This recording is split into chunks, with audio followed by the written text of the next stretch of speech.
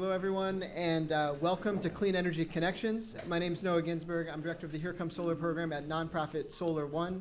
So glad that all of you are here today. I see some folks standing in the back. I do see some free seats up in the front and over on the side here. Don't be shy. For those of you who are not familiar with the Clean Energy Connections event series, Clean Energy Connections is produced by Solar One, with our wonderful partners at NYC Acre and Green Tech Media. We're really excited about tonight's program. For those not familiar with the Energy Gang, it's an award-winning podcast where America's leading energy experts discuss clean energy news, market trends, and policy developments. So just quick show of hands, are there any energy nerds in the house tonight? Don't be shy. Give yourselves a round of applause. For those of you who did not raise your hands, be prepared to be transformed. Everyone walking out of the door tonight is going to be a bona fide energy nerd. So tonight, the Energy Gang is going to be focusing on a critical question. Are we making progress on climate change? What are the indicators of progress, and how are we doing at the global, the national, and at the state level? So just a few words about Solar One, for those who don't know us. So we are New York City's leading environmental education nonprofit. We have a variety of programs that work to empower New Yorkers to play an active role in our transition to clean energy. We do environmental education in New York City's public school system. We have a green worker training program that trains folks in hard skills to get them jobs in the clean energy economy. And we have a program called Here Comes Solar that facilitates solar projects in New York City's underserved communities, affordable housing, and environmental justice.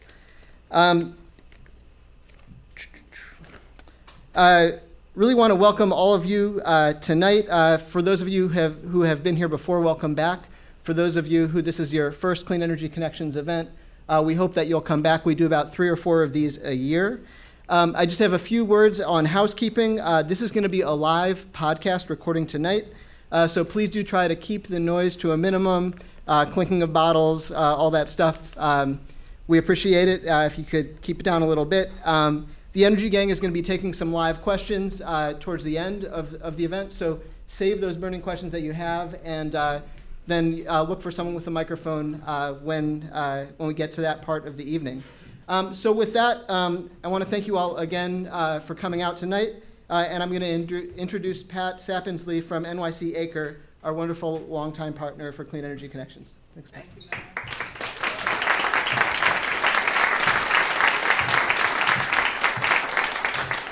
Thank you, everyone. It is great to be here. So if any of you who are not raising your hands as energy nerds are here to see the Stephen Lacey who writes gardening books in England, you're in the wrong place. And maybe he works for Greenwich Media, because that's what was on the splash that. So, but you can stay. We want you to be educated. You can stay. Okay, so I'm Pat Sappinsley. I run the Urban Future Lab at NYU Tandon School of Engineering. The Urban Future Lab has 3 programs.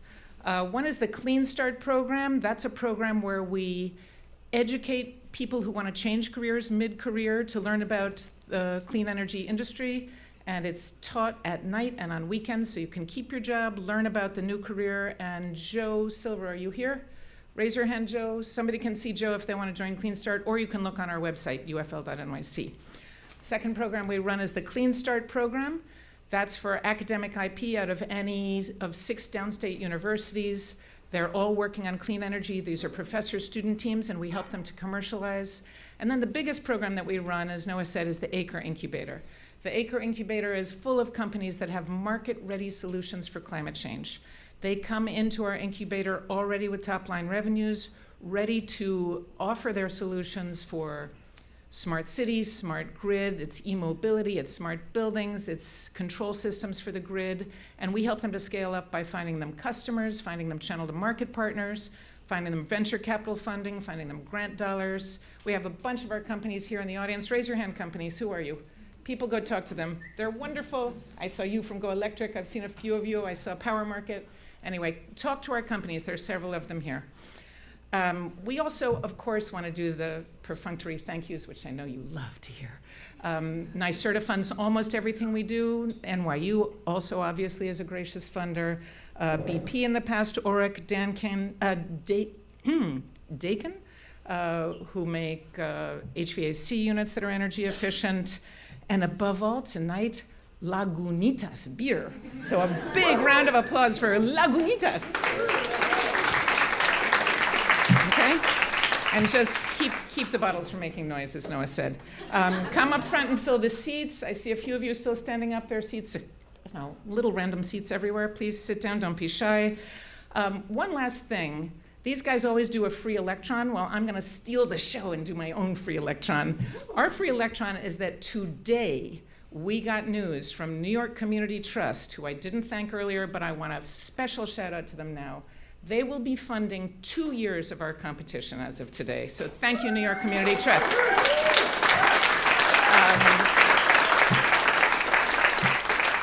So that's something you didn't know, because it only happened today. If any of you are startup companies and you want to enter our competition, you should sign up for our newsletter at ufl.nyc. You should all sign up for our newsletter, because then you'll know when the competition truly launches. Since it was just funded today, maybe it'll launch in a month approximately.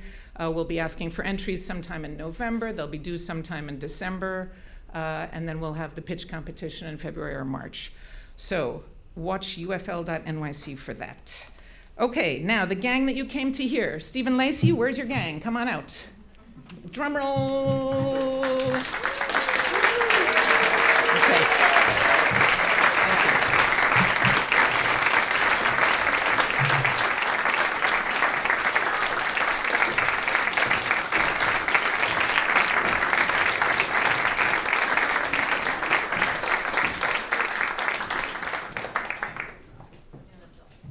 Obligatory selfie each time.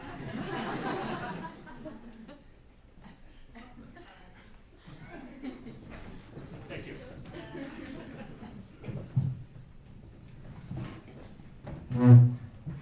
What's up, New York City? We got some energy gangsters in the house.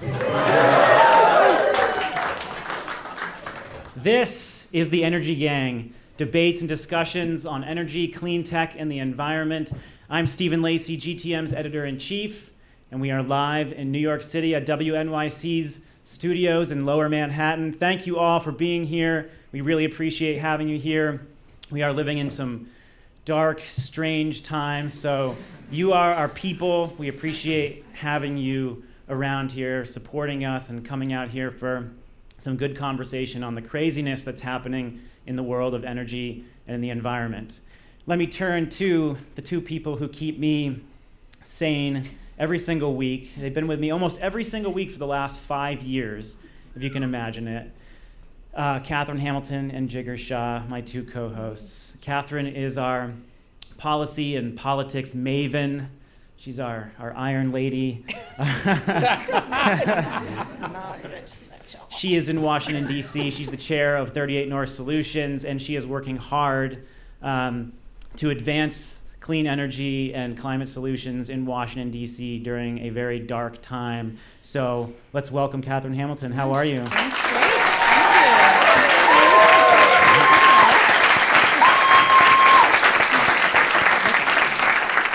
And of course, we have Jigar Shah. He is the president of Generate Capital.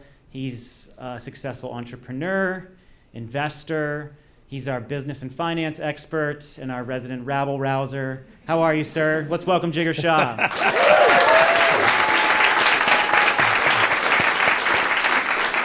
Okay, so we've been doing this show here for 5 years, if you can believe it. And I don't think that 5 years ago we would have imagined the crazy situation that this country has gotten itself into. But I'm wondering to each of you, are you more optimistic or more pessimistic compared to the first show that we did 5 years ago here? Catherine? I'm probably about the same. I'm always vaguely optimistic. You're steady state. Yeah. It's kind of a steady state. Yeah. Okay. Jigar, how about you? I think I'm more optimistic.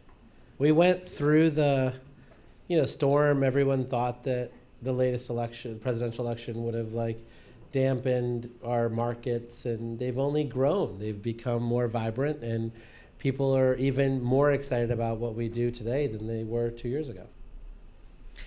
So, was anyone here in the crowd here for our first show in 2014?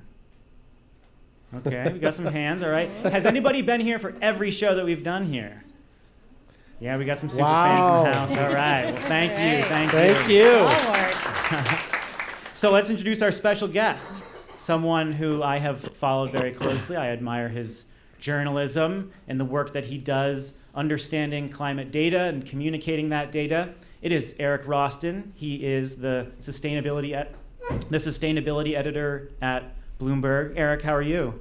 I'm okay. Welcome. We'll see. Ask me in about an hour. Yeah, that's right. We in the Energy Gang have many initiation rituals. We'll see how you fare. First off, you've been a journalist for a long time. You have a very winding, interesting career. You started off in journalism at Time magazine. You've been in academia. You've written a book on climate change. You've worked in government. You went back into journalism. So when you were at Time, from 2000 to 2006, you were reporting on climate change. Mm-hmm. How was your reporting different then than it might be now?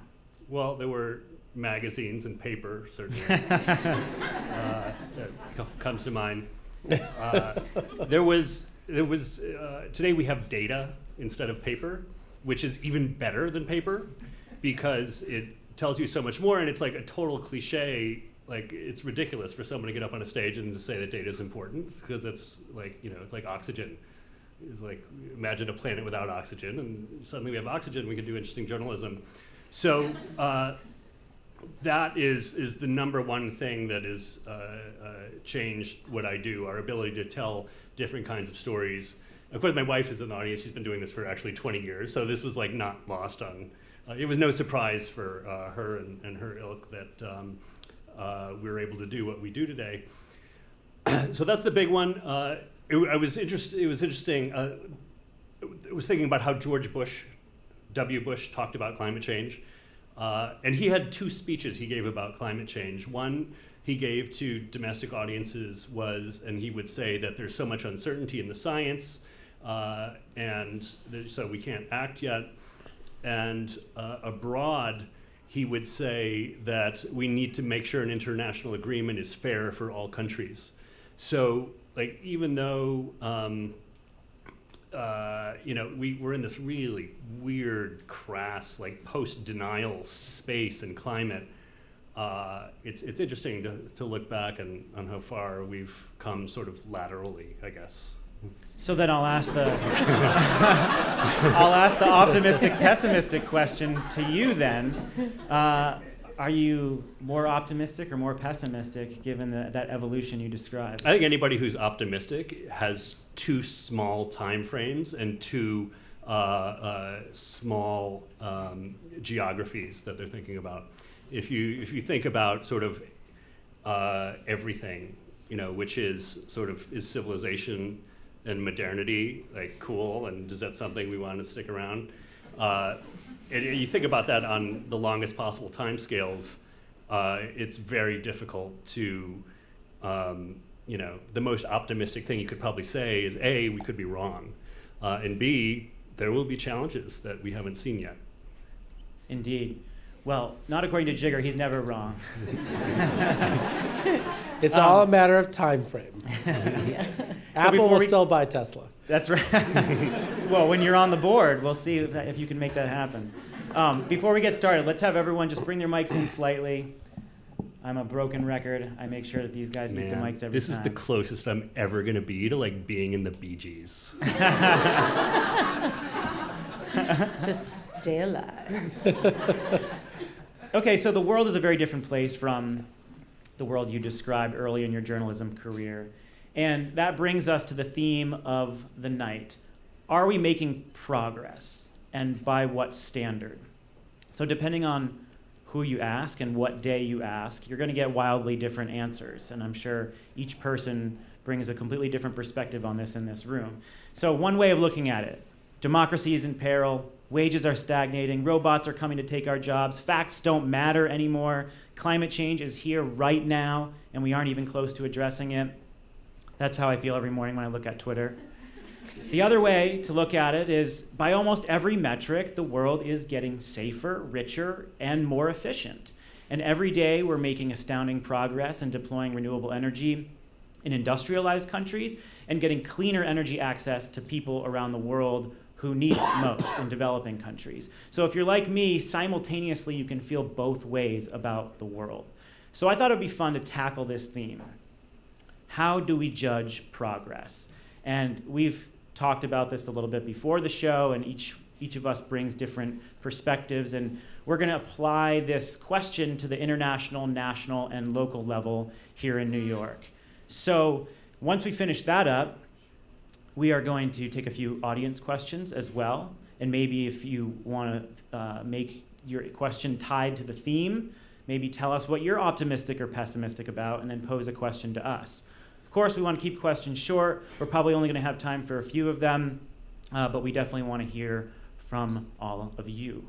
Now, before we start, we have to keep pace with the volume of fake news out there, and we need to break Eric here into the gang. So it's time for Mad Libs, Energy Gang style.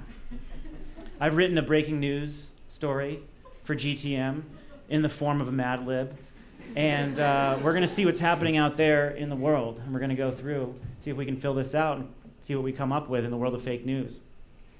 So Eric, first one, the CEO you admire the most. Jigger Shaw. Oh. This is not going to go well. How many beers did you have backstage? Jigger, your favorite childhood insult. What was the one about? Good one. I forget. Like it's shoot Channel. Just pick like a cotton-headed Ninny Muggins or something. I don't know. Long time ago, wasn't it? I know you are, but what am I? Okay.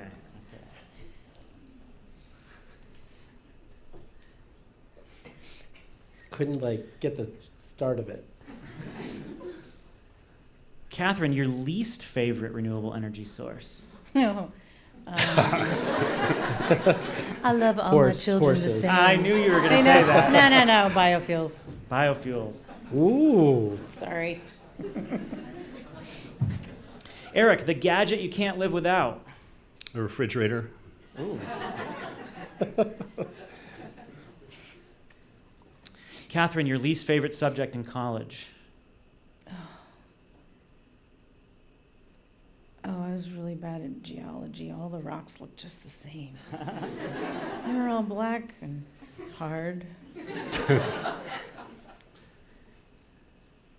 Okay, Eric, back over to you. Your least favorite Silicon Valley bro trend. Driving Teslas. Oh, really? This is not the crowd you want to say that to. I like it. Short seller.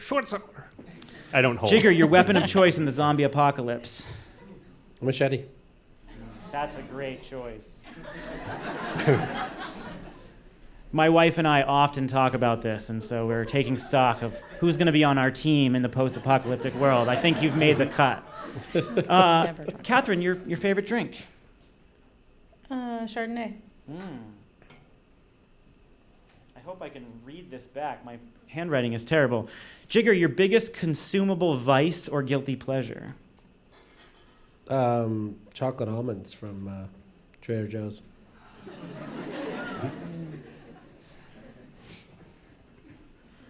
Eric, name an obscure regulatory body. PHMSA. PHMSA? What is PHMSA? The Pipelines and Hazardous Materials Safety Administration. Okay. Catherine, what is your favorite clean energy law ever created? The Clean Air Act. The Clean Air Act. Okay. Oh, I think the angels the clouds just opened up. The angels started singing. Jigger, your favorite complicated term for a financial transaction? CDO. Okay. Catherine, what you feel right now? Excited. This is going to turn out badly. Okay, two more. Eric, job title you wish you had. A colleague of mine had a dream once, and he told me that he had a dream once. You know how you sometimes have dreams about random people who are barely in your life? And he told me that he had a dream that I was hired away from Bloomberg by another organization, which would never happen. And I was hired by this organization to be their karma editor. So I'm going to go with karma editor. Is that the person that's going to read Elon's tweets? Okay, last one. Jigger, the most terrible idea that has ever been pitched to you.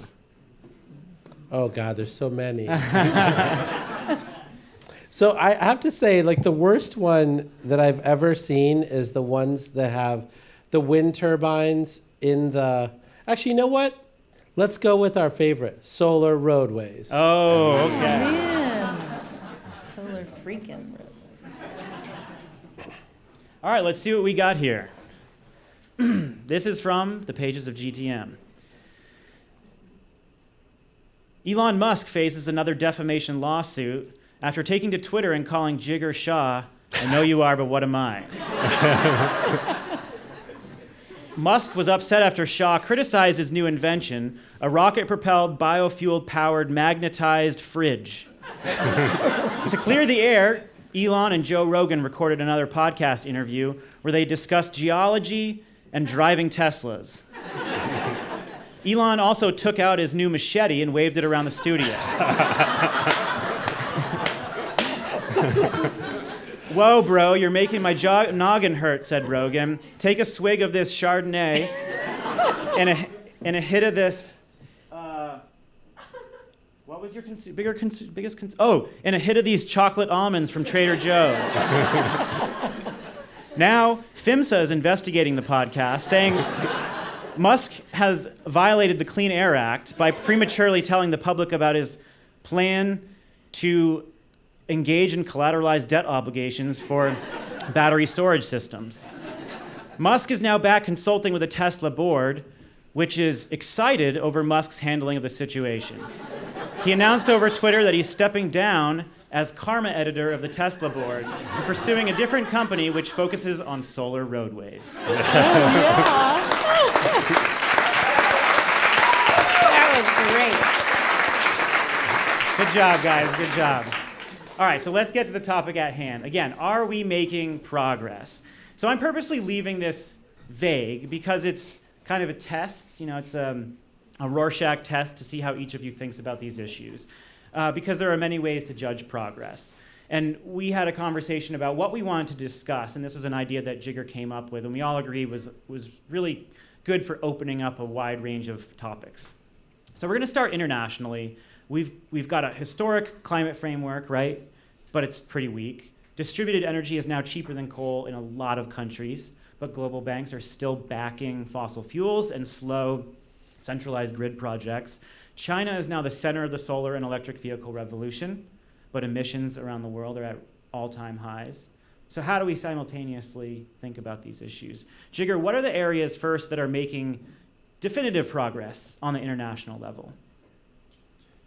So I think, in general, I would say electricity is making definitive progress, right, around the world, whether it's, clean electricity, so hydro and solar and wind, and then battery storage along with it, and then electric vehicles and all the things that come along with it, right? So I think that part, makes me quite excited and optimistic. I think the part that, is the hardest to see are things like heating, things like, air conditioning, which I think is, a huge problem around the world and something we need for adaptation. There's a lot of areas where we aren't seeing as much progress as we'd like, but in electricity, I think there's wide belief now that the solution set's pretty good. Mm-hmm. But still, in the areas that need these technologies most, you simultaneously have governments saying that tenders are coming in for renewable energy cheaper than coal, but are still building out coal at record levels, and you have international organizations financing these projects. So that seems to me to be in the pessimistic camp for me. I think on the data side of things, there's a lot of reports about how thousands of coal plants are being constructed, but there's actually no data to support that. So in general, I think that people are using more coal sometimes in existing power plants, so they're running them a little bit longer than they otherwise would be. But I think like when you look at Sri Lanka, where they built that coal plant and immediately mothballed it, or in South Africa, where the World Bank decided to die on its sword for that coal plant, everyone hates it and it's coming over budget, and Eskom doesn't want to run it. I think in general, I don't see coal having a resurgence. I mean, in fact, GE just wrote down $23 billion in their power business because they doubled down on coal through the purchase of Alstom. So I don't think that, I mean, there's certainly ways of saying, you know, like both sides have an argument, but in this case, one side's argument's definitively weaker than the other side. Mm-hmm. So, Catherine, you do a ridiculous amount of speaking at conferences around the world. You're talking to a lot of global leaders who are thinking about, you know, the post-Paris framework and how they're actually going to start implementing technologies and borrow from other countries. What is your optimistic scenario? Yeah, so we've gone from 1.6 billion people without access to 1.1 billion people with access. So we've given 500 million more people access to electricity, which is significant. I mean, that lowers poverty, creates education for women and girls and other people, and you know, establishes more peace and prosperity. So I think that's really good. The International Energy Agency looks ahead to see where do we need to go, and you know, they're saying we need 40% efficiency, 35% renewables, we need 14% CCS, 5% fuel switching, and then about 6% nukes to get where we need to go by 2060. And they're at the 2 degrees Celsius framework, which is not great at all. That's pretty bad. But what they're saying is we are on track with solar PV and onshore wind. We're on track with energy storage, and we're on track with EVs. We need to accelerate nuclear fuel economy, energy intensive industry, and a lot of other building technologies. Where we are not on track is any additionally efficient coal, which maybe hopefully we don't even have to do that, CCS, building construction, and biofuels. My favorite, obviously. But those are things that we're not on track. No one's taking biofuels that seriously anymore, though, in these conversations that I can gather. What do you guys think? There's going to be an ethanol push in Iowa 2 years ahead of the presidential elections. But that's become a normal part of the political cycle now. Yeah.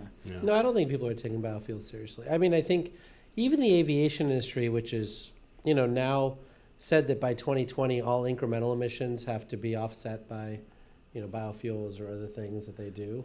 Even they're sort of recognizing that they should just buy offsets. They should just pay farmers to put more carbon in the soil or do other things that are really great, you know, work. But I don't think biofuels are on track to doing anything. There's still enough interest that there's occasional like novelty test flights for airlines, like send out a press release saying, "Hey, we flew this on," you know. Yeah, there was another one yesterday on I think it was Qantas and something else, and you know, I just started they flew it on it pulped koalas. Yeah. I like when I see biofuel stories, I just burst out laughing now. But I think no, like it's very obvious to anyone who's looking at this that even if they get one flight to run for 2 hours on this stuff, that they're not on track, you know, by 2050 at actually replacing all aviation fuel with biofuels. And so, you know, this is going to be this sort of niche thing on the side.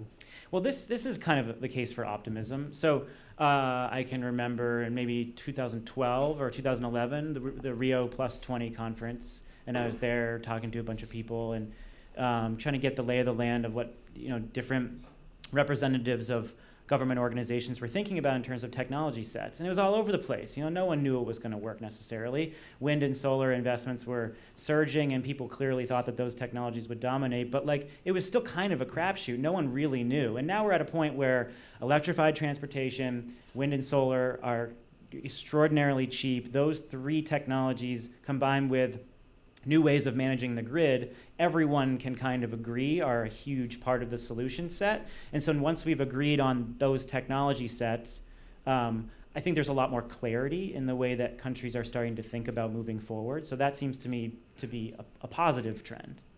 Well, on top of that, I mean, when I was at Rio Plus 20, I remember I was on stage with the energy minister of Brazil, and he was very emphatic. He was like, "We are never going to do solar and wind in this country. And the next year, they had the all requirements auction for their grid, and 67% of the contracts were given to wind and solar. And he was wrong like the day before, we broke through. And so it's, I'm not overly concerned about, like you said, those three technologies. I think we just even people who are detractors are just getting bowled over, right? Audi is coming out with their own thing, and Volvo's announcing their big move to electric, and everyone else is announcing their things. And so I think that's coming even in the semi truck area, right? Where you'd think electric would never work. You've got, 5 or 6 new companies that are offering electric semi offers. And so it does seem like those areas are moving. Mm-hmm.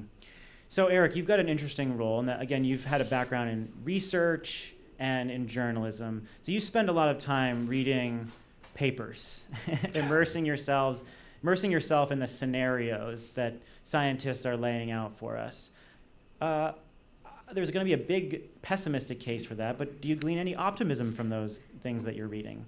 Because it's pretty dire. There's a couple things. One is, so there's this, oh man, if anybody needs a break, it's going to be so boring. Just get ready, okay? We warned you before you started. So there was this is just one example.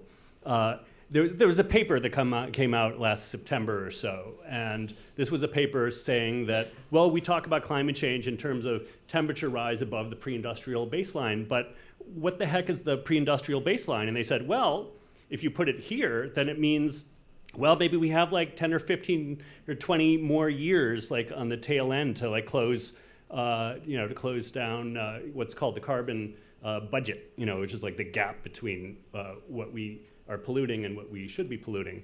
And the paper came out, and people attacked it, and there were blogs really dismantling the methodology. And then in the last 2 or 3 months, it's turning up in really prominent places. So I feel like it's a science message there. Science is a word that gets thrown around a lot, and things are attributed to science that are or aren't true. But one cool thing about science is that somebody could write a paper that everybody could completely ridicule, and then 6 to 9 months later, it's sort of driving the conversation because it turns out to be right. So that's cool. I'm very bullish on science being an investigatory, self-correcting process. And the other thing I'm totally bullish on, because I feel like come to the mic more. Oh, hi. Is because I feel like if I'm not bullish on something, I'm gonna get kicked out of the energy gang, and I only have an hour. Whatever your beer's done, you're here for the long haul. Yeah. I am so bullish on the story here. It's unbelievable. Maybe you're all here, you're familiar with the space, but it's unbelievable. When I started paying attention to this stuff 20 years ago, one of the things that really attracted me to it, and again, per the previous question, I like reading footnotes, it was that this was a really important but really, really deadly boring thing, and that nobody was really writing about that, so maybe there's an interesting way to do it. And now, it's we're talking about cars and new forms of power, more than we're talking about smartphones, because there's more of a revolution going on there. And so it's this incredible miracle after miracle after miracle. In the last 48 hours, GM and Honda, partnered on automotive, on self-driving cars, and SoftBank is investing in Toyota and self-driving cars and ride sharing. The price of carbon in Europe quadrupled this year.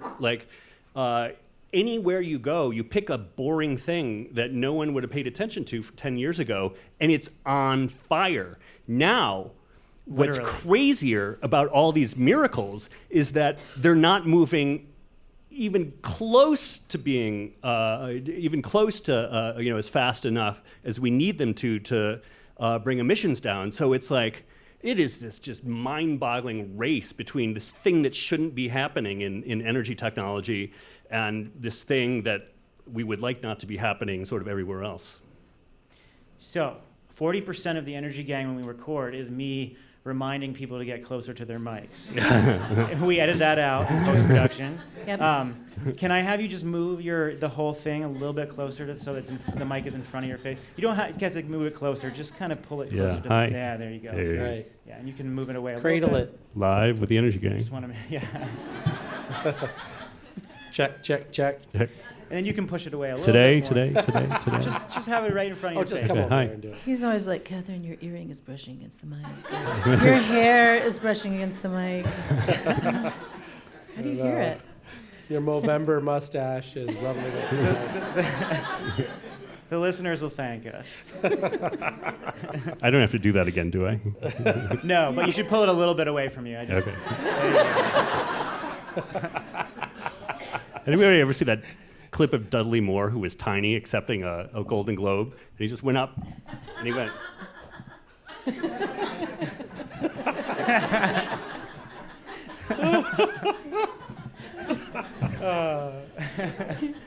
This is a podcast. It's on the internet. Okay, so then what's the pessimistic scenario? I mean, you're basically you climate alluded change to it, is like the rough. technology revolution that Yeah.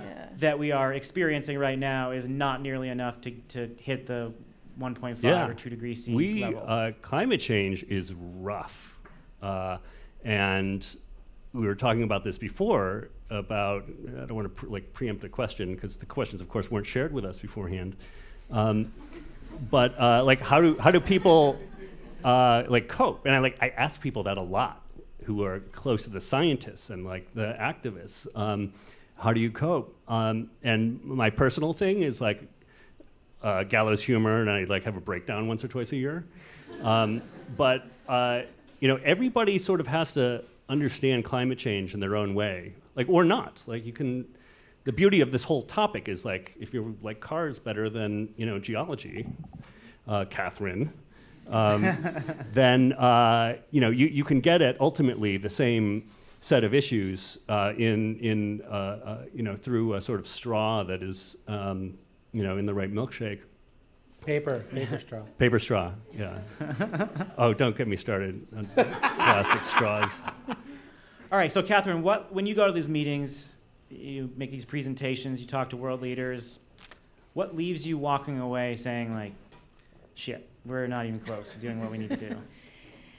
Yeah, so, part of it is that people do try to pick technologies. They're like, oh, we just need to, do carbon sequestration and then everything will be great. Or we need 1 million more nuclear plants. Or we need more. And my thinking is what we need to do is set goals that create the condition for any kind of innovation to succeed and have policies that will get us there, like an all-source procurement. What are you going to get with an all-source procurement?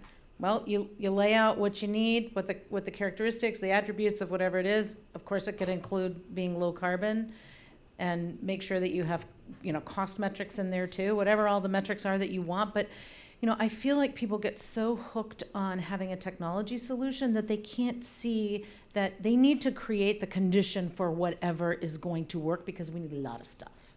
And we How need did that those work for the conditions Soviet set. Union?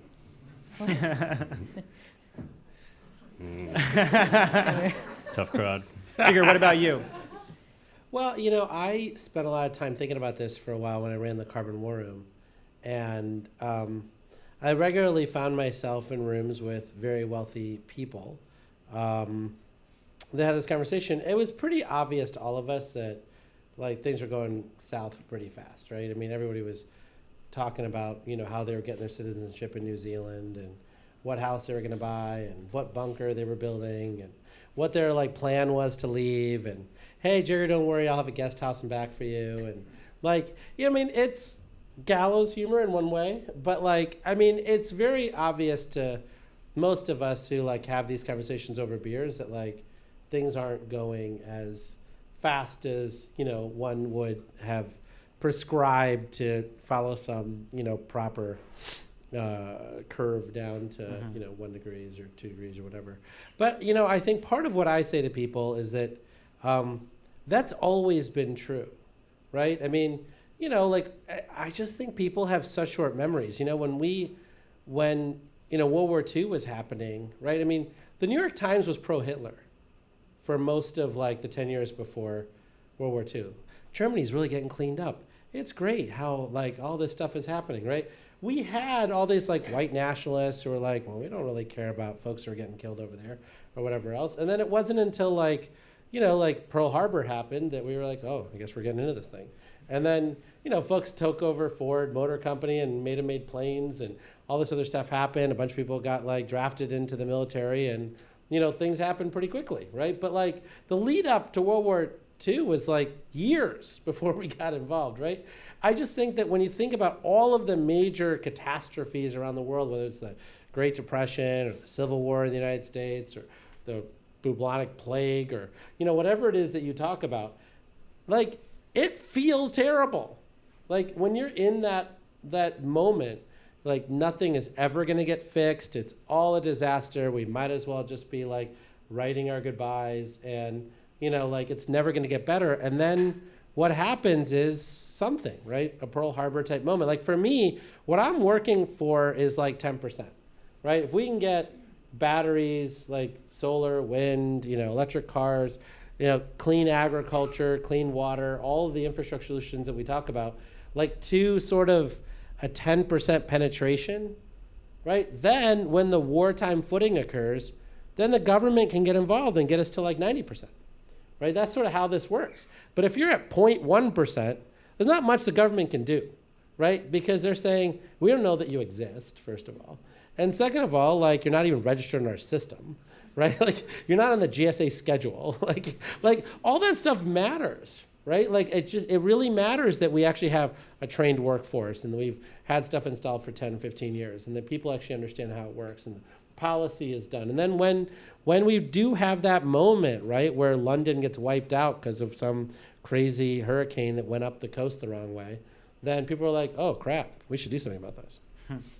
So we got to move into the next segment. But the reason why I wanted to have this conversation on the global scale is because I'm quite riveted by the debate among intellectuals outside and inside of the energy sphere over how good we have it in the world, right? And this is, I think Steven Pinker, the cognitive scientist, has been a big proponent of the idea that like every metric shows that the world is better off, that like our fears are unfounded. There are 200,000 people every day getting out of abject poverty. We're much safer. There are fewer wars. I mean, you go down the list and like we're doing better as a world. And when you look at energy intensity per unit of GDP, that is starting to be decoupled in countries all over the world, and we're making extraordinary progress. At the same time, when you layer over the climate reality, so like I read Pinker, I think he's quite riveting, and I think that like clearly the data shows that like we're probably more, a lot of our fears about the world turning into a worse place are unfounded. But when you layer over the climate reality, that argument starts to break down to me. And I just wonder how any of you like respond to that idea that the world is continuing to get better, and when you factor in climate change, whether that sort of changes your outlook. Yeah, I mean, yes, in this country, we no longer own human beings and do not treat people of color and women like pieces of property, so that's better for everybody. But I would ask a climate refugee, ask somebody from Syria, how is your life right now? And I don't know that they would say it's any better. So I think, part of this is like, where do you sit in the world, of course? Are you one of the people who's been left behind and forgotten, or are you one of the people that's been able to benefit and profit from it? And it totally depends on where you sit. Well, they're also not related, right? It's like, But they are. not really. How You are can they say unrelated? you can say on one side that the world is getting better and all these metrics are better. And I believe almost all of it, including like, I think we've actually had remarkable wage growth and middle class growth and upper middle class growth in the US. And I think a lot of the data is obscured for political purposes. But whatever that is, right? Like you can still be afraid of nuclear war, right? It can still be layered on top. You're like, okay, nuclear war. like all this stuff could be happening and they're like, oh, nuclear war, right? Like, and so the same thing's true here. Like I can still say that like the village I grew up in or that I was born in India, like, like now has running water and electricity and all these other things. And you have all these like, remarkable improvements in India and other places around the world. And at the same time, you could say that their soil is like less productive than it used to be because of, you know, like weather pattern and changes in weather patterns, right? And you can say that like, you know, that like London and Calgary are basically at the same latitude, and but for the trade winds that they get, like they'd be at Calgary's level, and they still don't have any like snow removal equipment. And so like I mean, you know, stuff's gonna get real, right? You can still say all of those things at the same time. I think they're unrelated. No, but the difference for me is that the economic forces that have contributed to the extraordinary growth and wealth are what is contributing to climate change. So they're inextricably linked. So you can simultaneously have all this new wealth creation and change around the world that is inevitably leading to a major catastrophe. So they feel completely linked to me. Yeah. Also, I would point out the distinction that the big difference between nuclear war and climate change is that nuclear war isn't already occurring. That we know of. Well, you know, right. it depends. Wait for that presidential alert to come up. But I also, think about that exactly. too, because like when people, when people get too freaked out about climate change, oh, the world, you know, could end in like 100 years. It's like, but we've all lived with the fact for 70 years that the world could end in 15 minutes, and you know, that's helped some people. No, but I mean, like, but also if you take the time frame long enough, right? I mean, the age of fossil fuels is only, let's call it 150 years old, really, right? And so I just think that the notion that like you're judging like whether, you know, the human species can sort of handle, you know, this level of change and this level of sort of addiction to technology, et cetera, like, you know, to me, that's a very short time frame in all of humanity, right? And I don't think that it's, you know, this stuff changes, I think, on a dime, right? I mean, like when you think about where solar and wind are today, right? If they really are at 2-3 cents a kilowatt hour or 4 cents a kilowatt hour in all these places around the world, having an abundance of energy is not bad. And in fact, an abundance of energy is what got us elevators and all the things that people talk about today, right? Because they were able to, even the arts happens because of energy, right? Like the arts happens because people have free time, right? When people are working 18 hours a day, they didn't have free time to do all that other stuff, right? Like today, the abundance of energy is what got us to where we are today. And I think we can replace that abundance of energy with other technologies that we're all ramping up, right? It also gave us the podcast revolution. So. Boom. Should we go to the national scale now? Let's I think do we gotta keep rocking here. So, turning to the crazy situation here in the U.S., America is the engine of ingenuity on clean energy. Like, there's no doubt that a lot of the innovation that we're seeing in this industry, in this market, is happening here in the United States. But we have an administration that is turning its back on that innovation and potentially doing anything it can to thwart it. Or is it?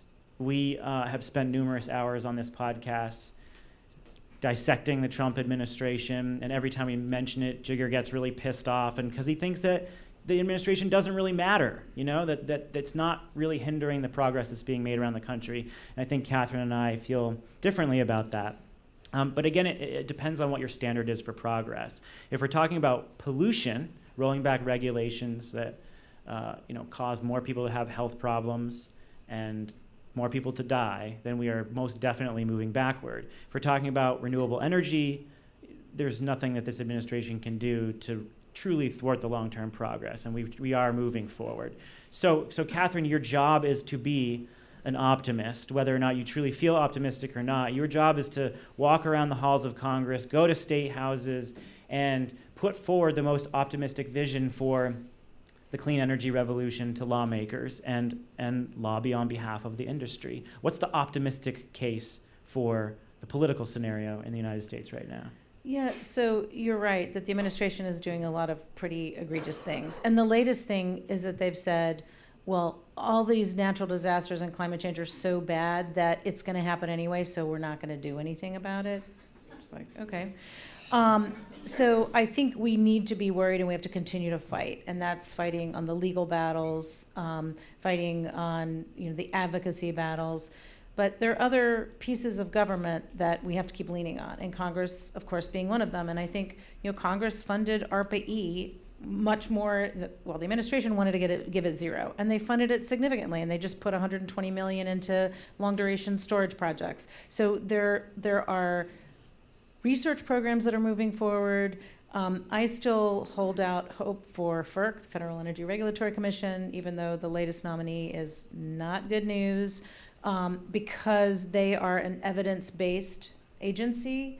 And I think with evidence and with case law, you can move forward with regulation. And I think in the next couple weeks, they're going to announce, they just did an order on energy storage. They're going to do an order on distributed energy resources. And that could give a participation model for every distributed energy resource to be able to participate in wholesale markets. That could completely change the game. That would be great. That's a really good thing that's coming. The other thing is, I do think, I know every week is infrastructure week, but I do think that Congress is going to do something on infrastructure. They are desperate to try to come together on something bipartisan, and you're going to get a whole crop of new people in who want to get something done and take things home to their constituents.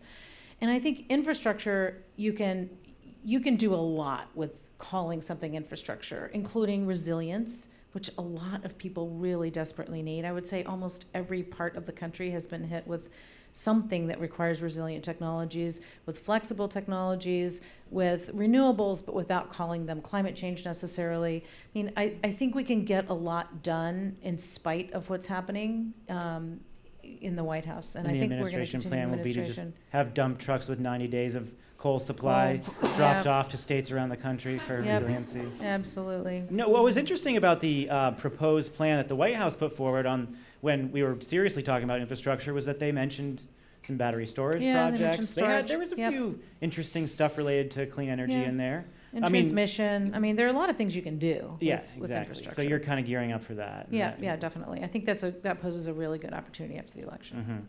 Mm-hmm. Eric, you and I had an interesting conversation that I think channels what Jigger has said.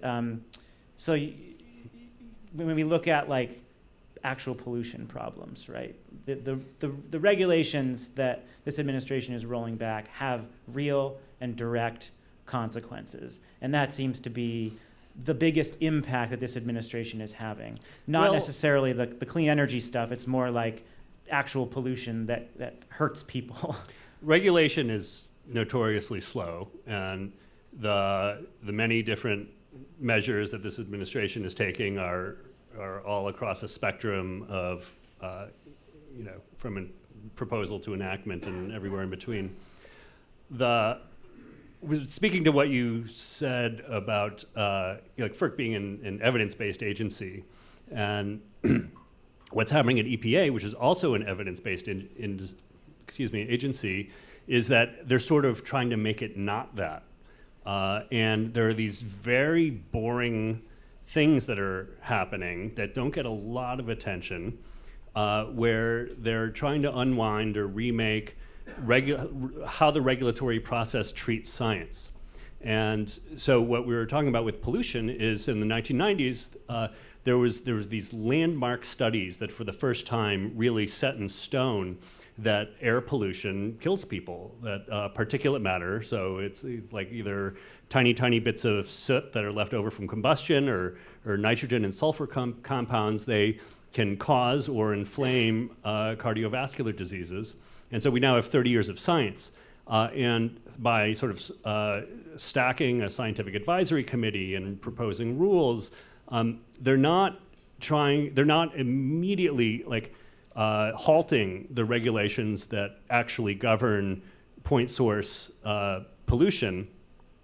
They're taking away the things that set up the sort of vessel that evidence sails on into EPA.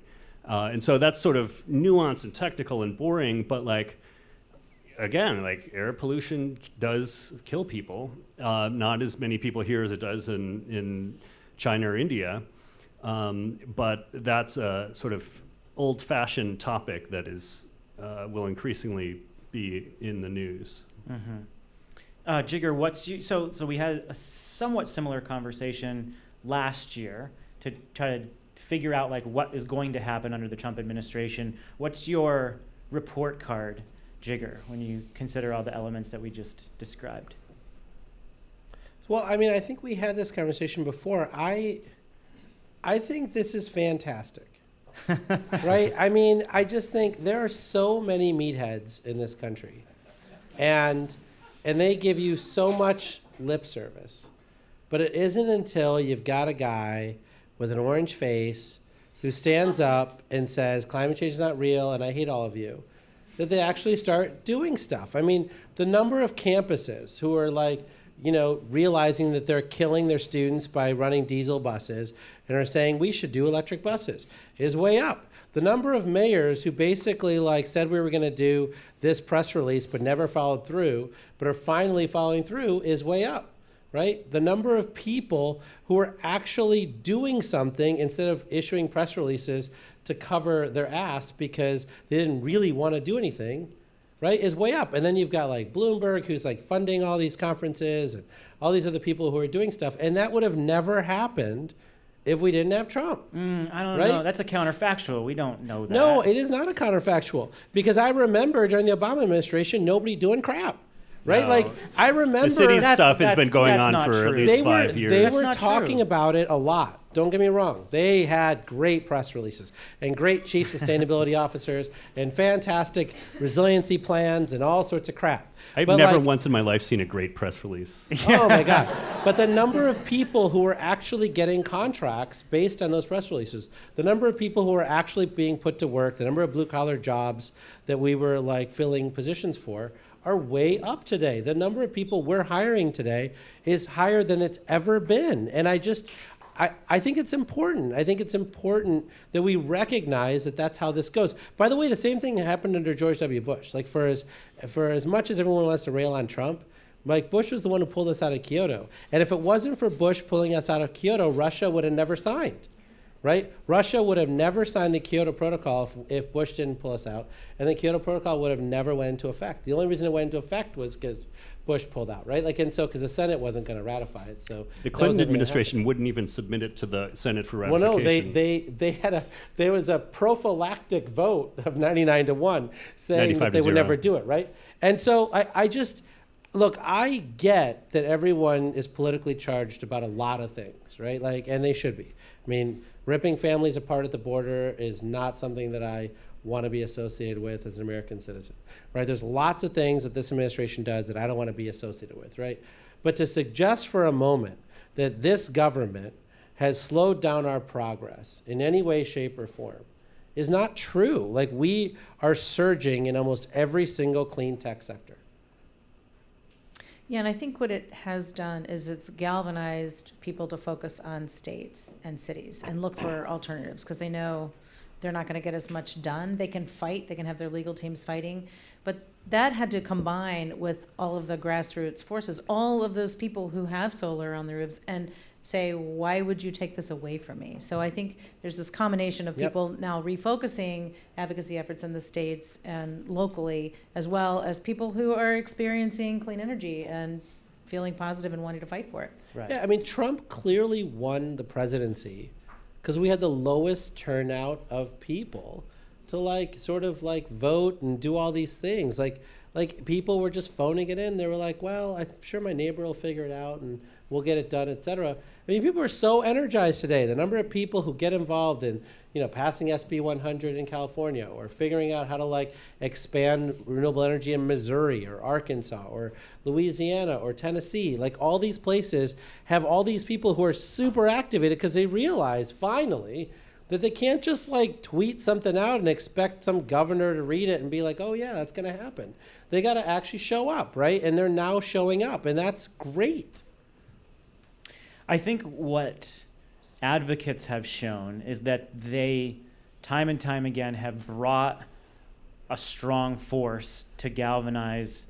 They have galvanized a strong force when people have tried to cut them down at the knees. So when you look at states that have rolled back net metering or created demand charges or tried to stymie growth, they've made regulatory changes that upset the solar industry. When you see what has happened with local movements in a response to Trump, we're now at a point where there's this advocates and the business community is strong enough that they have created a countervailing force, and that countervailing force is meaningful. And so if there's anything that this administration and recent events around the states has proven, it's that that force is strong and getting stronger. Yeah, but remember, this is also built on the backs of decades of work Of done course, by people absolutely. who Yep. started with a 5% RPS and then a 10% RPS and then slowly Yep. crept up, proved it out. The people who way back, decades ago got the production tax credit for wind done. I mean, all of these things have created the ability for us to bring down costs and deploy these technologies. But remember, the whole fossil fuel free thing didn't exist until the 2016 presidential election. If you went to Jerry Brown when he first got elected and said, we need to do this fossil fuel free thing, he thought you were crazy, right? Governor Cuomo here, would have never talked about that stuff at all, right? Martin O'Malley, brought it up in the 2016 election, but didn't really bring it up as governor of Maryland, right? I just think that, the fact that people are even broaching the subject, that we should start thinking about living fossil fuel free, and the government has a responsibility to figure out how that gets done, that's just a huge sea change, and it's, I think, a hugely positive one. Yeah, I think what really annoys me when you make the argument that the administration doesn't matter is you're not considering how systematically this administration is neutering agencies that have extraordinarily valuable data that researchers use and policymakers use, and those rollback of regulations have significant consequences for public health. And so Michael Lewis just came out with his new book looking at the Department of Commerce, the Department of Agriculture, the Department of Energy, and how there are things that these agencies do that we don't truly understand, and that these agencies are so understaffed that decades of work are, getting hindered or destroyed. Entire data sets are falling by the wayside. I don't trust their websites anymore. Right. Yeah. And researchers are not able to do their jobs. You have the Scientific Advisory Board being dismantled at EPA.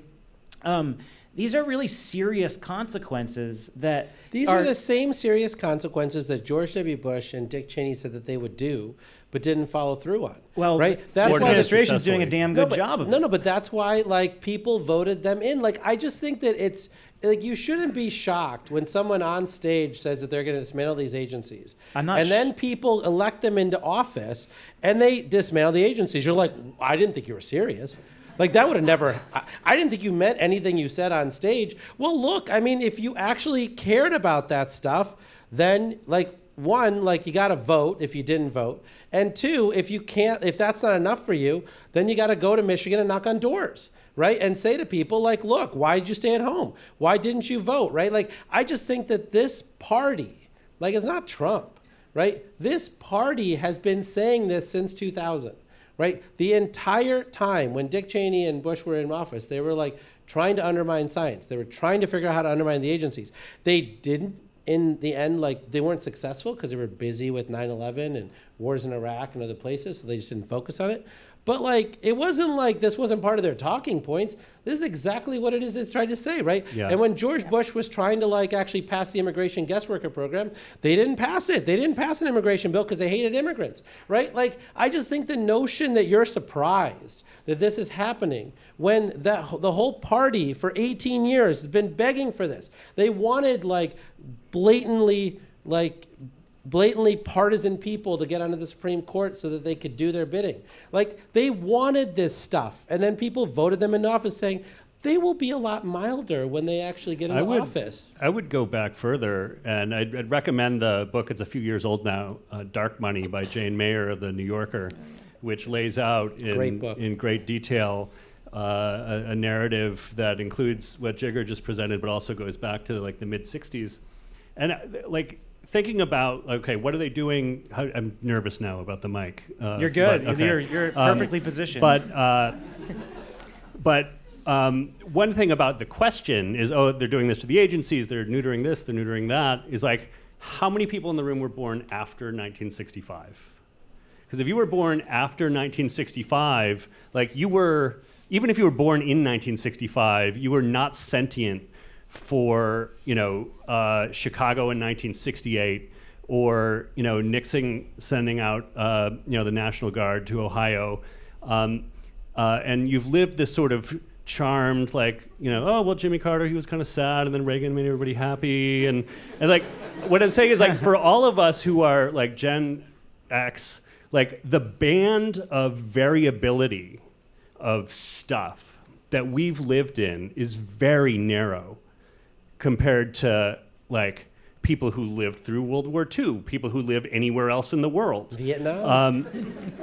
Yeah, and like Vietnam. Like, there's nothing in our experience that has drawn us out of our own experience quite like this. And I'm speaking obviously as a certain person in a certain profession has a take on things he's not allowed to talk about, but I don't know. So my takeaway is that I'm sheltered and narrow-minded.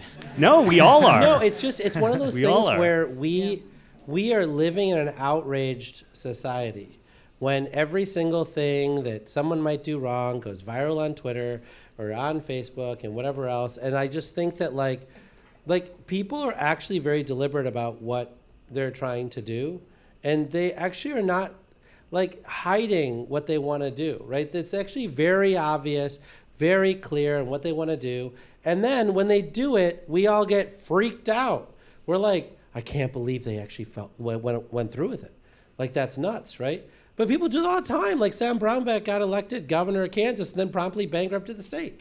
But he said he was going to bankrupt the state, right? People are like, well, he would never bankrupt the state. But I'm like, but he did. Like that. I mean, I find it shocking when people like vote for somebody who said they're going to do something, then they do it. And they're like, well, we didn't think he'd go through with it. Yeah, look, I think we live in an age when outrage culture has gotten way too intense. But if you're not outraged by what is happening on the environmental energy side with this administration, then there's a real problem. I would suggest that, I mean, here's one thing as karma editor that sort of helps me chill out. Our neutral karma editor. That borrowed, from climate science, which is every month and every year when NASA puts out their global average temperature readings. The temperatures are presented as a plus or minus against a baseline. The baseline is 1951 to 1980. And so just having internalized that over so many years, I find myself comparing other things to the 1951 to 1980 baseline, like social issues. And, well, it's a big period to talk about social issues. But the point is that if you pull back, like the tweet 5 minutes ago that just ended your world, like it's going to smooth out. Like the trend here isn't like anxiety from that tweet. Like the trend here is, well, we don't know where we're going, and we kind of want to bend it this way maybe, but, think big picture, but not too big. Well, think like Jigger and Catherine big picture, but not like me big picture. Well, let's go a little smaller picture and talk about New York to wrap up this part of the show. We've been coming to this venue for 5 years, and when we first did our show here, it was right when the REV Energy Transformation Initiative was kicking off, and there was so much excitement.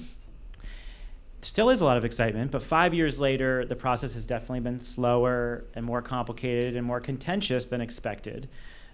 With that said, there are a ton of cool demonstration projects happening across the state, doing unique things with batteries and EV chargers and smart meters and consumer marketplaces. Meanwhile, New York is charging ahead with some offshore wind solicitations, and we could get some news here in the coming weeks.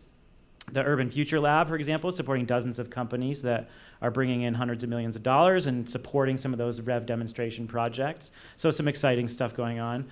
On the climate front, however, stuff that Eric's been following, a judge in July dismissed a New York City lawsuit that sought to hold oil companies accountable for their climate pollution.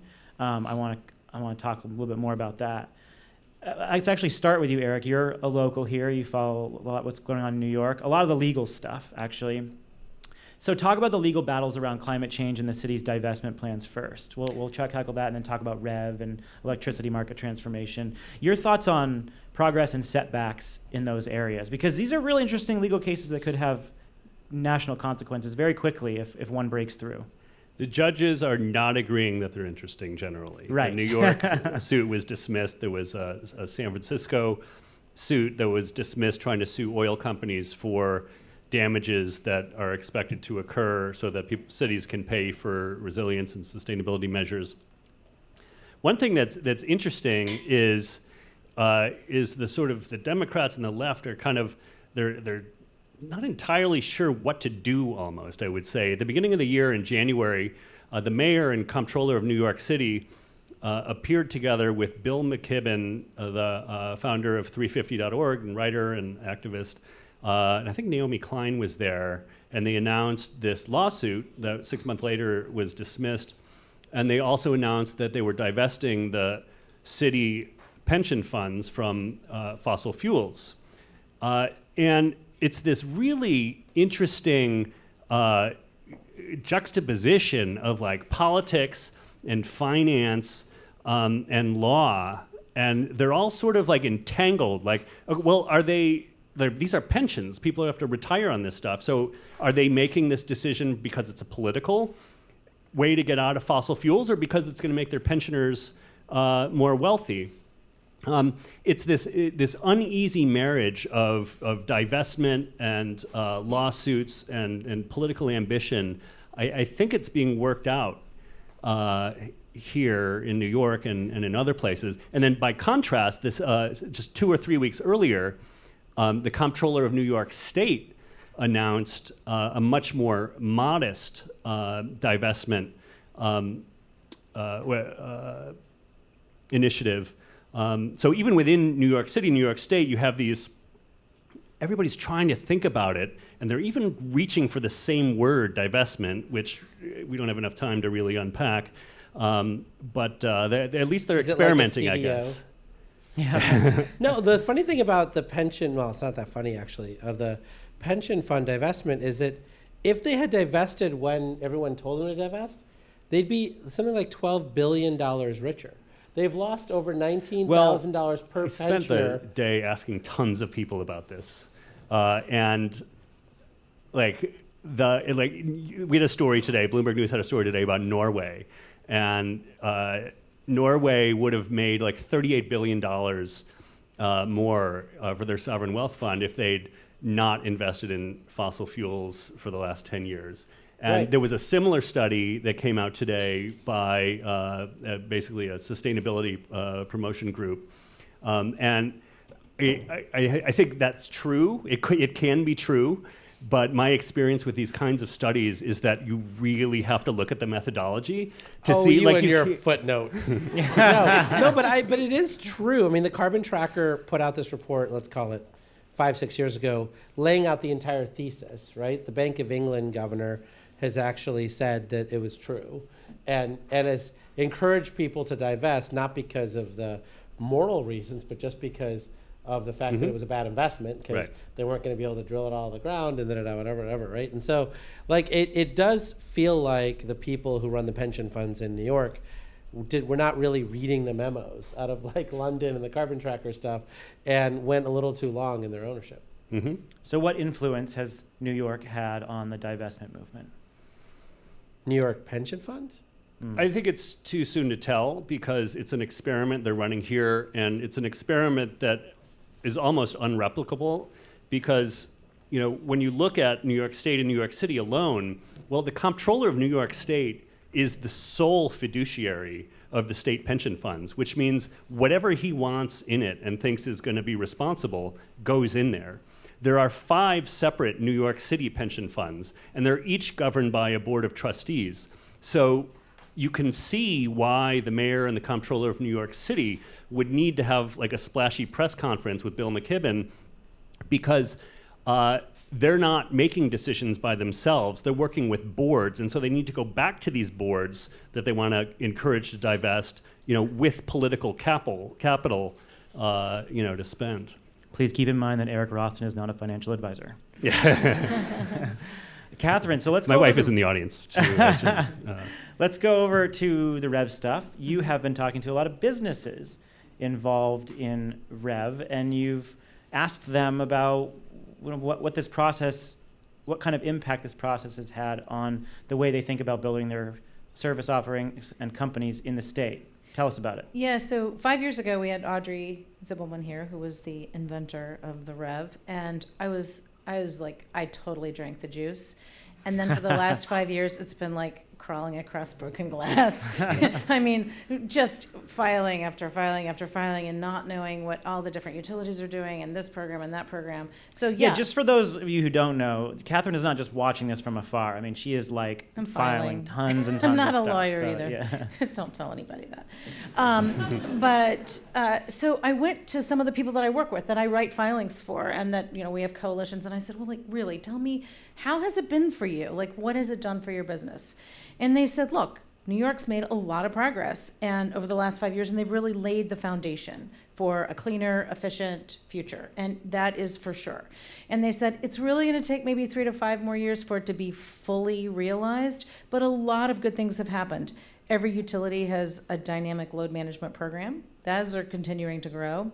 There are bring your own thermostat programs. Over 30,000 people are already signed up for those. There are non-wire solutions that have really been experimented with here, like in the Brooklyn Queens Demand Management Project, and that's been replicated elsewhere. Yeah, it's starting to get And baked into yeah, planning. so that's great. That's something that has really been very helpful to all of these businesses. Where it's a little bit slower, storage is a little bit slower. Part of that is because of the fire department here in New York City. And also the independent system operator is not quite as, they're trying to roll back on demand response and storage. They're really taking a much more conservative approach. So that we still have to keep nudging on. I think generally it's in a good trajectory. It's just that these things don't happen overnight, and you just have to keep showing up and you have to keep filing. But businesses are being created and grown as a result of it. Mm-hmm. Okay, so when this started, everyone was very excited, but we knew that this was a 10-year process potentially. So like the broken glass was inevitable. People are going to get cut up along the way. But how different is your experience from what you expected, right? Like we knew there was going to be a ton of pain. Is the pain greater than what was imagined? Well, I don't know if it's necessarily was the pain greater. It's more that you have to be so engaged. You just have to stay on top of everything, and you have to. New York is a complicated system. It has a lot of different types of communities and different types of utilities and resource mixes, and you just have to stay on top of everything. You have to build relationships. It seems like we've had to engage more in New York than in a lot of other states where there will be one thing that happens that you can just galvanize around. And this is much, it's much different because it is more complex and they're trying to do more at once. But in a way, I think they are going in the right direction. Now, when we first did this show back in 2014 here, we had this conversation about REV. And I recall, Jigger, that you had some pretty disparaging things to say about New Jerseyans. And you said that all the smart people here were in New York. Do you still believe that? Well, it was true in 2014. I think today... Eric lives in New Jersey, by the way. So. I do think that today the new governor is trying to figure out like how to, bring things back from the dead in New Jersey, right? I mean, New Jersey was in real trouble for 3 or 4 years there, right? And, I think they're coming out of the wilderness, which is good. Right, but okay, so in seriousness, I guess my point is, has New York lived up to the hype? No. Why not? I mean, I think I've been very clear about that. Like, I think that, Catherine's very nice about the way she's describing this stuff, but like, this whole thing has been a very painful experience. And I mean... What's been painful? Like, what are some areas? I think I worship the ground that Richard Kaufman walks on. I think he's an extraordinary guy. I think he's tried really hard. And frankly, I think, it's probably the most thankless job in the country, right? Because for a long time, the governor didn't care at all about these issues, right? He was sort of like, well, Sandy happened, I kind of have to fake it, and this, that, and whatever. But Richard really didn't have air cover, right? And so when the IPPs in, Western New York were killing his program, he had to cut deals, he had to do all sorts of things, and, and the sausage making is terrible, right? But he had to do what he had to do because there was nobody on top saying, I'm going to force this through, right? And so he had to do what he had to do. But I think that when you think about how many people have fallen out of this process, I mean, there are many, many, many people that I know who have stopped coming to New York. They don't come to the conferences. They don't do any business development here. They're just like, we're done, right? Like, I mean, they just don't show up anymore because they're like, we don't think we're ever going to get business. Well, hold on. So New York just went through a really major procurement they signed contracts for like 1,400 megawatts of renewables. A lot of those are going to be Yeah, paired but I'm with talking storage. about the REV stuff, Right, okay, right? right. Like on the REV But side, their like, businesses are coming, like, they weather the storm and, No, and but job like, okay, let's losses. And, like, there's a lot of positive I am stuff happening in funding the a state. lot of stuff in New York on community solar, and I think the wind auction with NYPA went really well, and the offshore wind stuff is fine, and and LIPA just signed a big fuel cell contract, so like that stuff's going on track. But so is that stuff's going on track in Brazil too, right? So the bar. I don't think it is actually. The bar is not that high. I just think that when you think about demand response and load control and systematically like offsetting very large expensive transmission and distribution substation projects and all the things that we thought the BQDM and other things were going to lead to, that is not happening. And in fact, I would say like Booz Allen went all in New York. Booz Allen spent time on 88 different microgrid projects in the state of New York. That process wintered itself down. New York Prize. Almost none of those projects were ever built. There were like $1 million grant here and a $5 million grant here, but they're not really built. I just heard that Dirk left Embark, who was like hugely active here. He left Embark to start his own company because he's like, I spent 5 years here and I got no projects, right? And so like there are a lot of people who have gotten no projects in New York who worked their butts off, on like bidding on Con Ed projects for BQDM, doing this, doing that, figuring out all this other stuff for a null set, right? So like, look, I think we all have to be real about the fact that the foundation laying took a long time. Like that brand new house that you were building is like 3 times over budget, and the contractor keeps telling you it's going to make more progress next week, right? That's where we are, but you're still no closer to moving into your house. Wait, was this the optimistic or pessimistic scenario? No, I'm just saying like the stuff that's going well throughout the country, right? Building wind, building solar, building fuel cells, building stuff. That's going great gangbusters here, right? But that's not what we bet New York on, right? What we were betting New York on was that New York had very complicated issues here, right? Because of the population who lives in New York City, but also the age of the electricity grid, because it is the birthplace of many of these systems, right? There were a lot of systems that needed to be replaced, and each one was $1 billion. It's not small potatoes to go into Brooklyn and like replace this thing and do that, whatever. And so we said, you know what? There's a smarter way to do it. You can do it with storage. You can do it with demand response. You can do it with load control. You can do it with this. You can do it with that. Energy efficiency, whatever. They are not more positive today in New York than they were 5 years ago on their ability to just say no to all expensive T&D projects. Yeah, so I think one of the companies said, look, a lot of innovative models are being created here, and that's great. That's to the benefit. Then you can export those models. They're just slow to materialize, some of the projects are.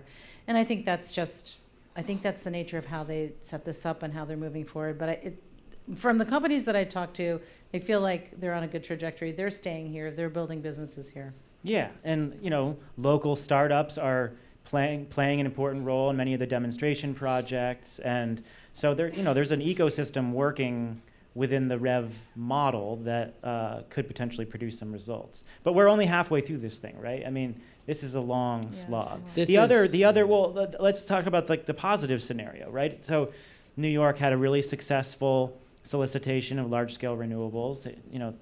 Got deals for 1,400 megawatts of renewables. There's a significant community solar pipeline. They've got some offshore wind solicitations coming up. There was that positive zero emissions credit ruling that allowed them to do what they want with their nuclear power, to hold up their decarbonization goals. The prices for the large scale renewables coming in were, the REC prices were at like $20, so really competitive stuff. I mean, there's a lot of positive forces happening fairly quickly. Oh, tons. I mean, we're the largest owner of anaerobic digesters in New York, and New York City is, at least on paper, banned food waste from landfills, and they're waiting to actually enforce the law until we've figured out how we can actually use up all that food waste, but we're shipping it to Cayuga and Buffalo and Niagara and other places where we own digesters, and there's the state I think is going to ban food waste from landfills nationwide, statewide, and so I think there's a lot of positive stuff happening there. I think the small hydro initiatives in New York are farther along than they are in most places around the country, which is really good news because I think small hydro is a really large untapped renewable energy resource that, frankly, like the FERC has actually already cleaned up the licensing process and made it only 6 months and streamlined it. But a lot of the states are really slow to catch on, and New York is moving strong there. So I think NYSERDA has always done great work. I think they're reorganizing themselves in ways that are more performance-based instead of just rebate-based, which I think is fantastic. And the New York Green Bank is by far the most successful green bank in the country.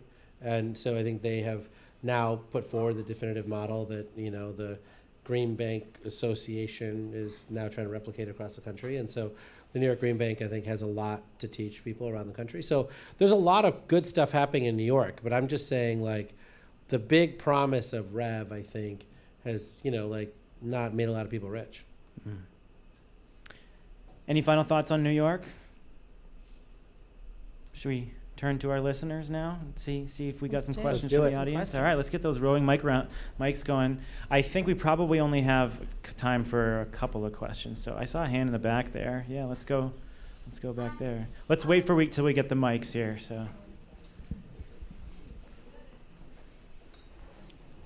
When you compare what CalPERS is doing, which is influencing large corporations in their behavior with Climate Action 100 and requiring TCFD reporting versus to the New York Pension Fund contrast of walking away from companies that are doing bad action, which do you think is ultimately going to have more influence?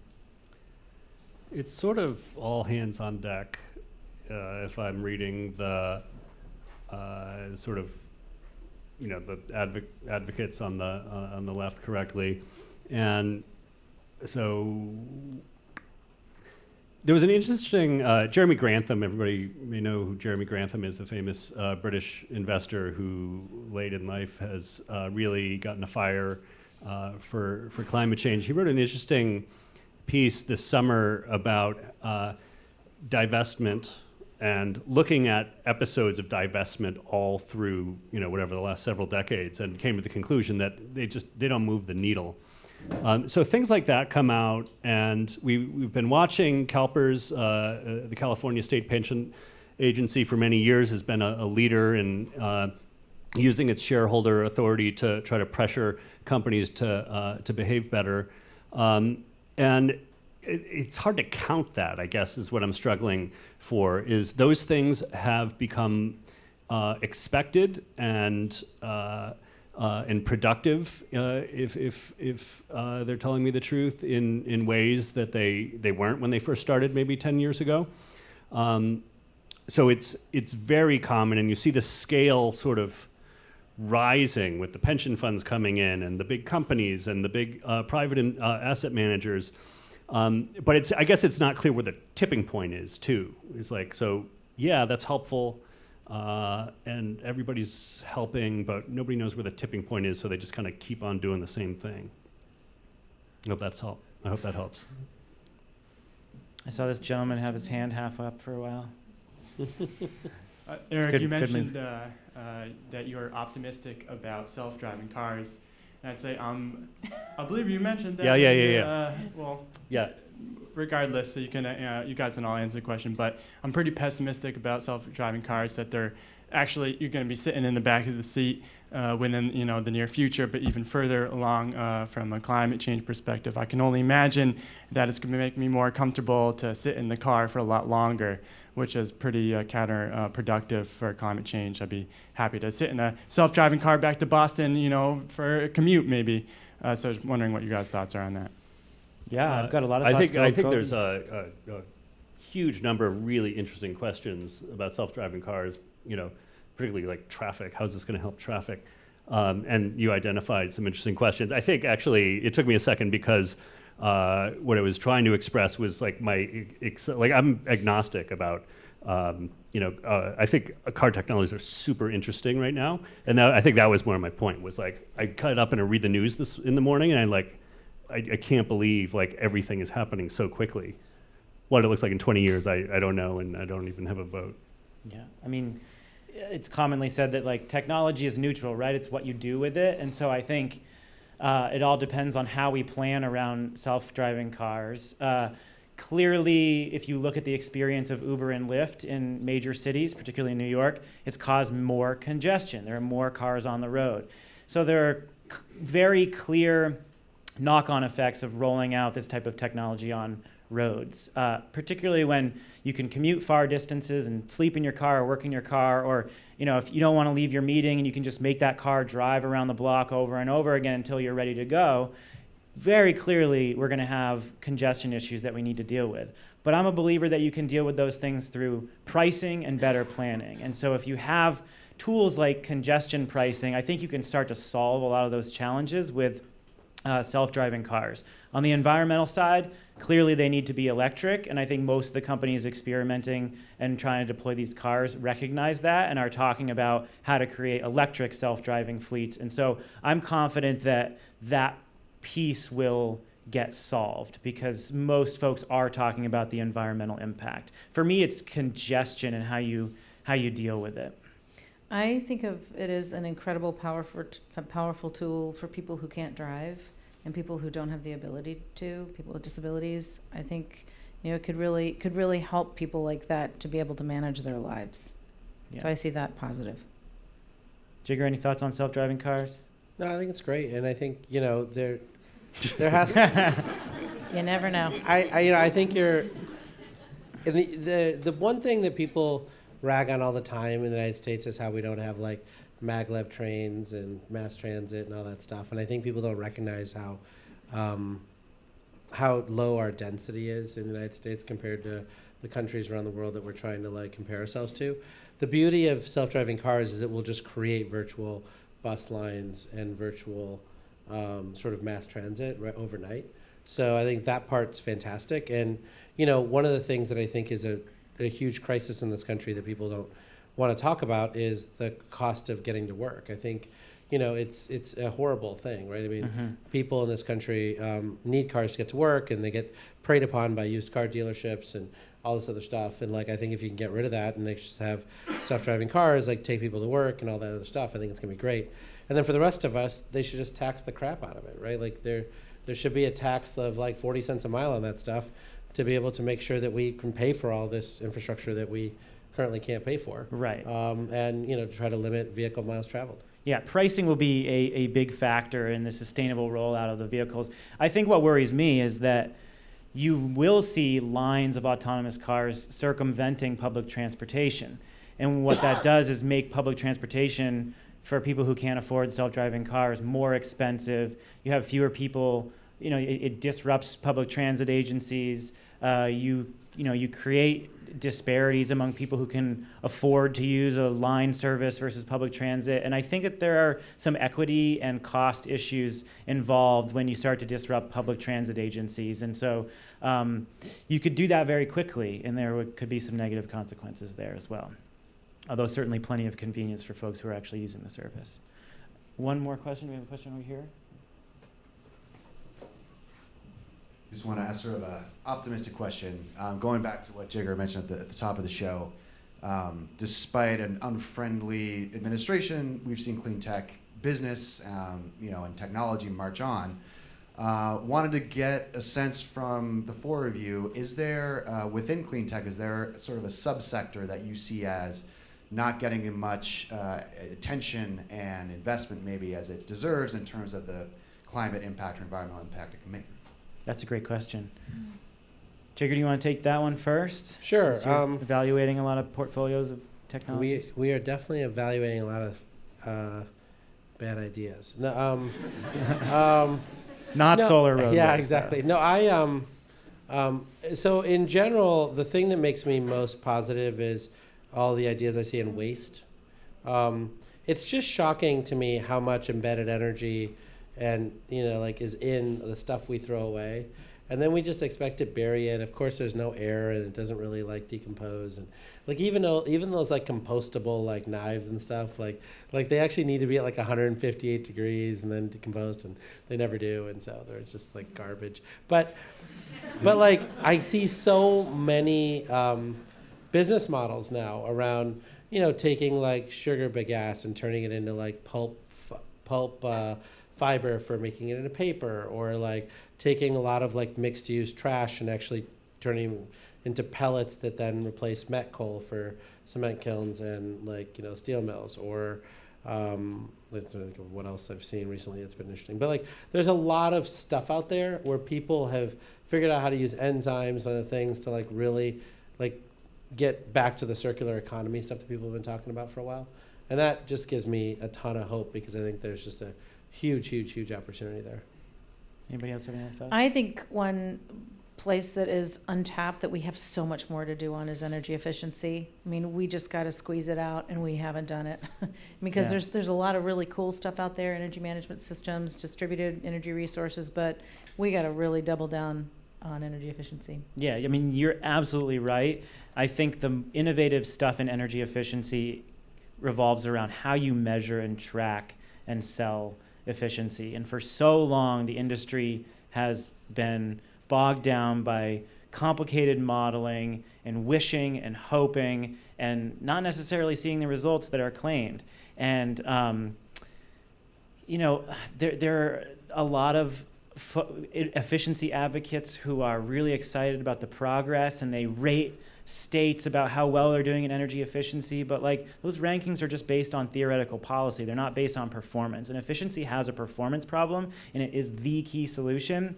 And so I think that the more interesting opportunities are in how you track, measure, and sell megawatts. I would just add I would hesitate to call it the Internet of Things, but I read an analysis today of telecom strategies around automobiles, and it kind of blew my mind that if we're not already, in a couple of years, we're going to be talking about, oh, hey, I heard you got a new car. Who's your telecom provider? And so, well, I guess I have to think about that now. We'll owe Verizon even more. Oh, God. All right, it's time to wrap up the show and give everybody a free electron. Catherine, what is your free electron? My free electron. You got one, I know, right? I know. Okay, sorry. All right. So earlier this week, I spent a couple of days in New Brunswick, not New Brunswick, New Jersey, but Fredericton, New Brunswick in Canada. And I was invited to speak by New Brunswick Power that has a partnership with Siemens. And a big shout out to Michelle and Sonia who invited me up there. They are doing some amazing stuff. So, they're in that province has very low electricity rates, but very high bills. They also have flat residential rates.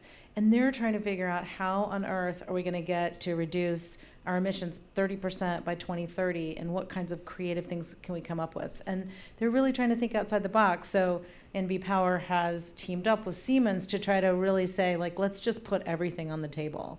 And it was really, really interesting. And I was really lucky to be able to go somewhere different. And it was in Canada, so they're all really nice. Absolutely. Jigger, your free electron.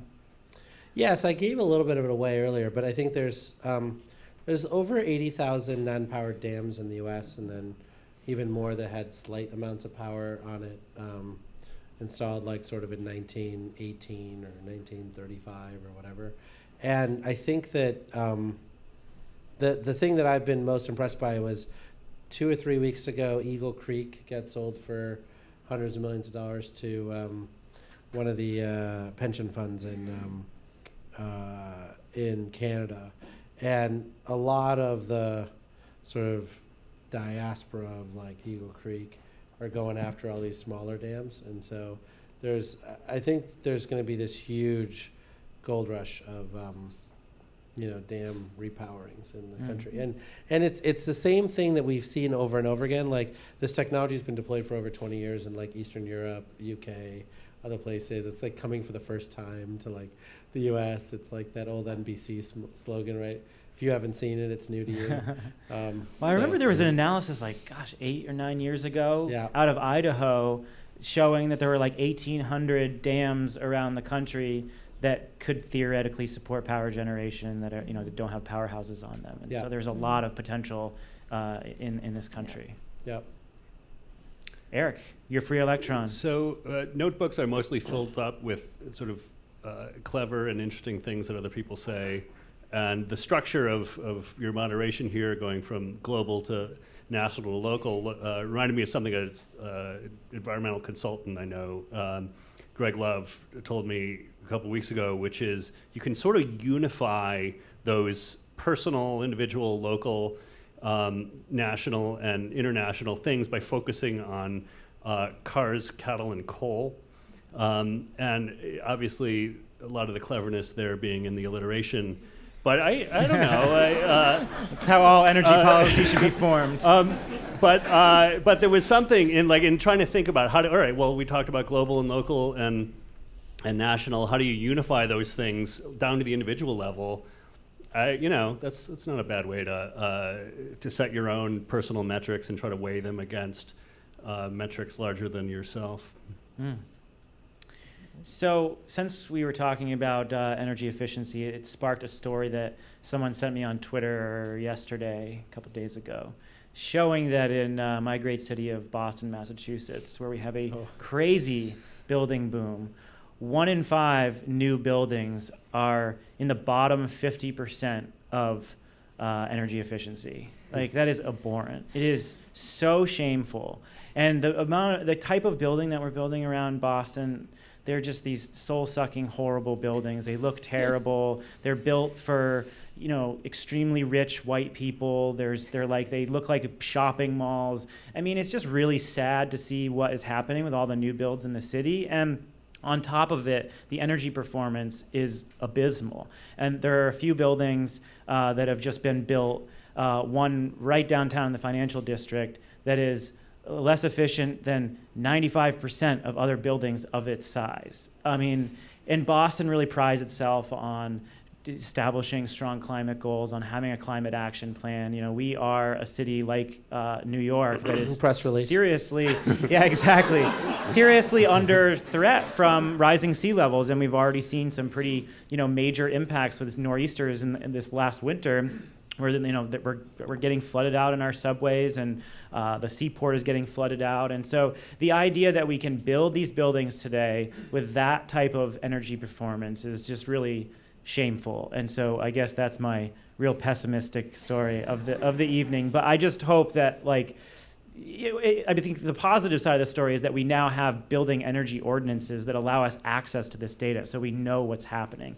And then the advocates and the people building these buildings and the other business leaders can start to hold developers accountable. So it's both a good thing that cities like New York and Boston have these ordinances that allow us to see this transparent data, but it's kind of sad that a city that is considered so progressive on climate change has this kind of performance in its buildings. So New York, do better.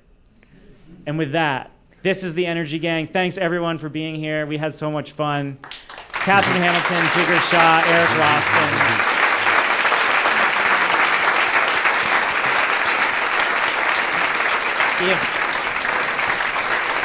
You can, of course, go check our backlog at greentechmedia.com. We post our show notes. We have links to things that we referenced. You can subscribe on Apple Podcasts, Stitcher, Spotify, anywhere. And, of course, give us a rating and review when you can. Thanks, everyone.